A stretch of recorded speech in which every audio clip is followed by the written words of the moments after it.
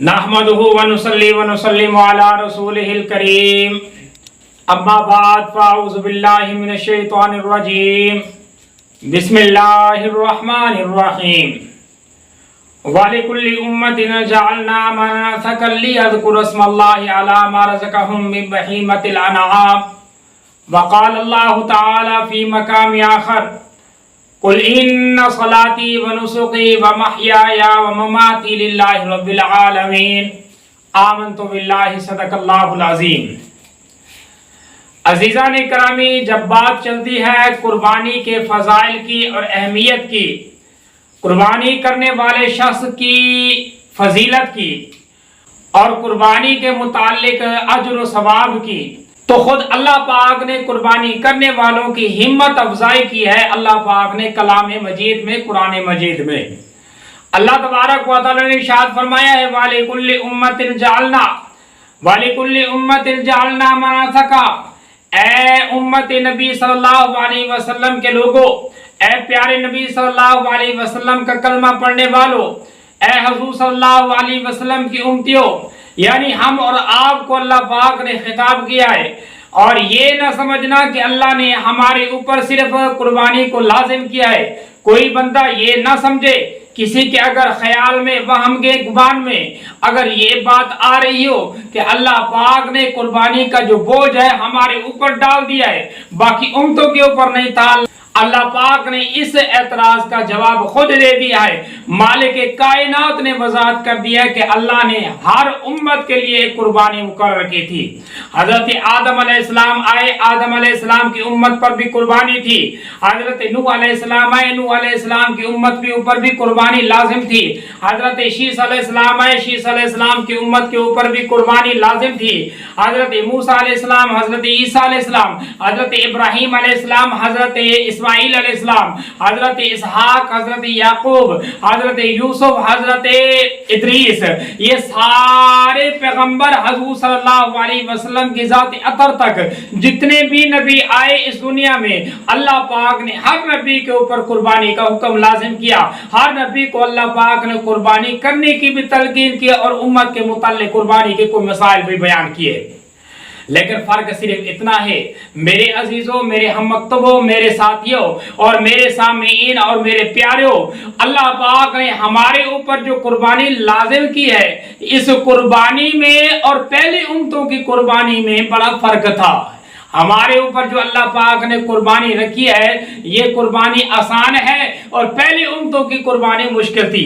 बात जब ये मैं करता हूँ तो लोग सवाल करते हैं कि जी हम तंगी में आ गए हैं, हम मुशक्कत में आ गए, हमारे ऊपर कैसे आसानी आ गई कि आजकल का बंदा, आजकल का इंसान जो गुर्बत का घेरा हुआ है, जो गुर्बत का मारा हुआ है, इस इंसान के ऊपर जो कुर्बानी का लाजिम आती है, तो ये बंदा या तो घर के मसाइल में पूरा होता है या कुर्बानी कर सकता है। और कुर्बानी के जानवर भी इतने महंगे। मैं बात ये कर रहा था कि हमारे ऊपर अल्लाह पाक ने जो कुर्बानी लाजिम की है ये आसानी वाली है और पहली उम्मतों के ऊपर जो कुर्बानी थी वो मुशक्कत वाली थी। अब ये बात जब मैं करता हूं तो लोगों को समझ नहीं आती है। आइए तारीख की किताबें उठाइए, आइए अहादीस मुबारका का मुताला कीजिए, आइए सब किताबों को देखें, जरा पहली उम्मतों के हालात भी पढ़ें, अपने भी हालात पढ़ें। अल्लाह पाक ने पहली उम्मतों के ऊपर जब कुर्बानी लाजिम की तो तरीकाकार ये था कि लोग कुर्बानी करते थे, आग आसमान से नाजिल होती थी, वो आग कुर्बानी को जलाती थी, कुर्बानी कबूल हो जाती थी और आग खत्म कर देती थी, कुर्बानी भी खत्म और आग भी खत्म, कुर्बानी कबूल हो गई और ये मामला खत्म हो गया। और कोई बंदा अगर कुर्बानी करता और उसके दिल में फतूर होता, कोई बंदा कुर्बानी करता दिल में कजी होती, कोई बंदा कुर्बानी करता दिल में कोई मुशक्कत होती, कोई बंदा अगर कुर्बानी करता उसकी नीयत खालिस ना होती, तो ना आसमान से आग नाजिल होती, ना उसका जानवर ज़िबा किया हुआ जलता और ना उसकी कुर्बानी कबूल होती, वो माशरे में भी बदनाम हो जाता और उसको जिल्लत का सामना करना पड़ता। लेकिन जब बात आई प्यारे नबी सल्लल्लाहु अलैहि वसल्लम की उम्मत की, अल्लाह पाक ने वो असूल भी खत्म कर दिए। अल्लाह ने तरमीम की शरीयत में मालिक कायनात ने फरमाया, अब प्यारे नबी सल्लल्लाहु अलैहि वसल्लम की उम्मत है, वो नबी जिसको अल्लाह ने रहमतुल लिल आलमीन बना के भेजा, वो नबी जिसको अल्लाह पाक ने शफीउल मुज़निमीन बना के भेजा, इस नबी की उम्मत पर अल्लाह पाक को रहमत आई। اللہ پاک نے فرمایا اے میرا پیارا نبی تیری امت جانے اور میں جانوں، اس طرح تو اپنی امت کو حکم دے۔ اب حکم کیا ہوا؟ قربانی کا۔ اب قربانی کریں۔ اب اس امت کا بندہ جب اٹھتا ہے، چھری اٹھاتا ہے اور اپنے جانور کو ذبح کرتا ہے، اب اللہ قربانی تو میں نے کر لی، اب کیا ہو کہ آسمان سے آگ نازل ہوگی؟ اللہ نے فرمایا نہیں، یہ آگ نازل نہیں ہوگی، کیونکہ آگ جب نازل ہوتی تھی تو دو نقصان ہوتے تھے، ایک جانور ضائع ہو جاتا تھا، اس کا گوشت ختم ہو جاتا تھا، اور دوسرا اس آدمی کے دل کا جو راز تھا وہ راز بھی ظاہر ہو جاتا تھا۔ یعنی اگر نیت خالص نہیں ہوتی تو نہ آگ نازل ہوتی اور نہ قربانی قبول ہوتی، اس بندے کو شرمندگی حاصل ہوتی۔ اللہ پاک نے عیب بھی چھپا لیا، مالک کائنات نے امت کے اوپر آسانی بھی کر دی۔ اب اس امت کا بندہ کیا کرتا ہے؟ جب قربانی کرتا ہے، قربانی بھی خود کرتا ہے۔ اللہ کس کو کھلاؤں؟ اللہ نے فرمایا خود بھی کھا، اپنے رشتہ داروں کو بھی کھلا، اپنے بیوی بچوں کو بھی کھلا، اپنے ہمسایوں کو بھی کھلا، اپنے عزیز و اقارب کو بھی کھلا، جو آئے مانگے ان کو بھی دے، جو نہیں مانگنے آتے ان کے گھروں میں بھی دے۔ یہ قربانی ہمارے اوپر۔ جب یہ میں بات کرتا ہوں تو اب موازنہ کرے، کیا پہلی امتوں کی قربانی آسانی تھی یا ہمارے اوپر جو قربانی ہے یہ آسان ہے؟ ہمارے اوپر جو قربانی ہے یہ آسان ہے۔ جب بات کرتے ہیں احادیث مبارکہ کی تو حضور صلی اللہ علیہ وسلم نے فرمایا اے لوگوں یاد رکھو، اے میرے امتیوں یاد رکھو، قربانی والے دن یعنی عید الاضحیٰ کے دن یعنی 10ویں ذو الحجہ کے دن بندے کا جو عمل ہوتا ہے اللہ کے نزدیک قربانی سے کوئی بڑا عمل اللہ کو پسند نہیں۔ سب سے پسندیدہ عمل جو انسان کا ہوتا ہے اللہ کے نزدیک وہ قربانی کرنا ہوتا ہے۔ یعنی ایک طرف کوئی بندہ اگر بڑے نیکیاں کر رہا ہے، ایک طرف بندہ بڑے فلاحی کام اور بڑے نفلی کام کر رہا ہے، اور ایک طرف بندہ اللہ پاک کی رضا کے لیے صرف قربانی کرتا ہے، تو یہ قربانی کرنے والا انسان اللہ کے ہاں مقبول ہے۔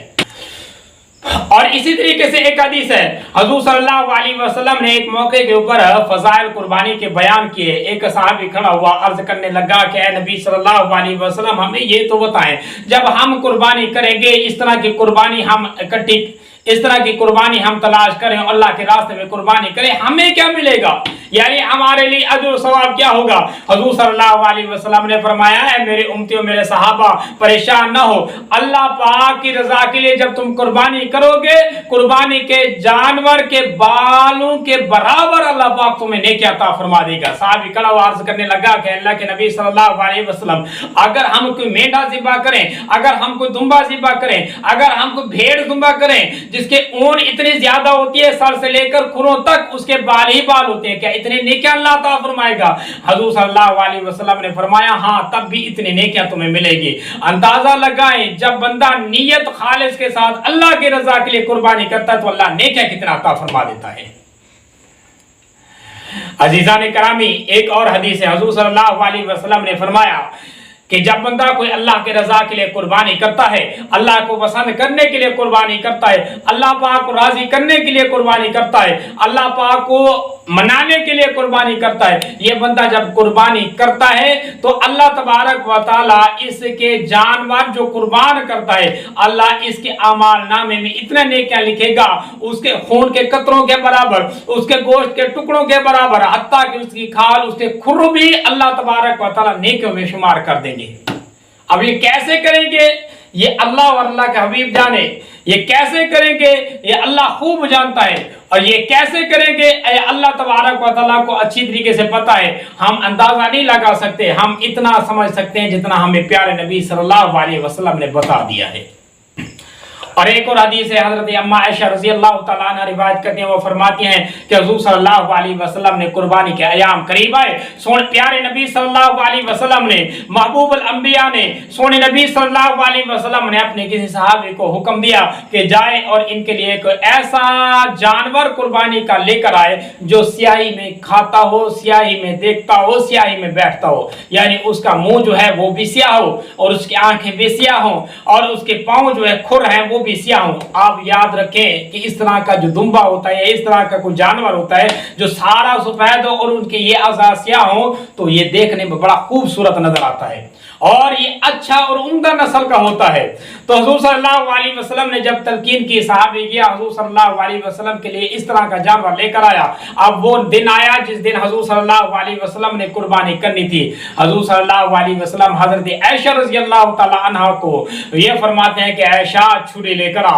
आप सल्लल्लाहु अलैहि वसल्लम के लिए आयशा छुरी लेकर आती हैं। हमारी और आपकी माँ प्यारी महबूबा हुजूर सल्लल्लाहु अलैहि वसल्लम की ज़ौजा, सारी उम्मत की माँ, जब वो छुरी लेकर आती है तो हुजूर सल्लल्लाहु अलैहि वसल्लम फरमाते हैं कि इस छुरी को जरा तेज करके आओ। हजरत आयशा रज़ियल्लाहु तआला अन्हा वो छुरी लेकर जाती हैं और पत्थर पर मारती हैं, छुरी को तेज कर कर प्यारे नबी सल्लल्लाहु अलैहि वसल्लम के पास वापस आती हैं। हुजूर सल्लल्लाहु अलैहि वसल्लम उस मेंढे को या उस जानवर को, जो भी जानवर था, उसको जानवर को हुजूर सल्लल्लाहु अलैहि वसल्लम ने लिटाया। लिटाने के बाद आप सल्लल्लाहु अलैहि वसल्लम ने क्या किया, ये तो आयतें तिलावत की। यह हुजूर सल्लल्लाहु अलैहि वसल्लम की कुर्बानी करने का अंदाज है।